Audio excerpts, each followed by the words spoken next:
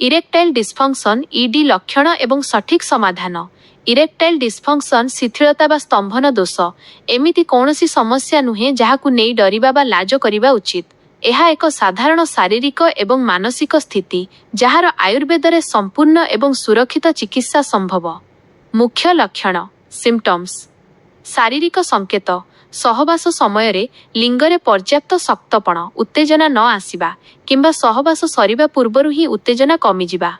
एहा सहित यौन इच्छा कमिजिबा। मानसिक संकेत निज प्रदर्शन को नहीं मनरे भय बा आशंका परफॉर्मेंस एंजाइटी रहिबा आत्मविश्वासर अभाव एवं मानसिक चिंता। सठिक परामर्श एवं स्थायी समाधान एही समस्या को लुचाई निज वैवाहिक जीवन रे पितापण आणंतु नाही। आयुर्वेदर शुद्ध महौषधि एवं सठिक परामर्श द्वारा एहार चेररु चिकित्सा संभव।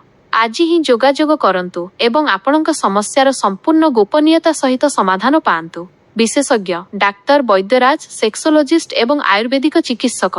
क्लिनिक अमृत आयुर्वेद अमृत आयुर्वेद। ठिकाना बुढ़ारजा संबलपुर ओडिशा। Helpline number 9198611933। सूचना आम एठारे रोगी समस्त कथा एवं परिचय संपूर्ण गुप्त 100 कॉन्फिडेंशियल रखा जाए।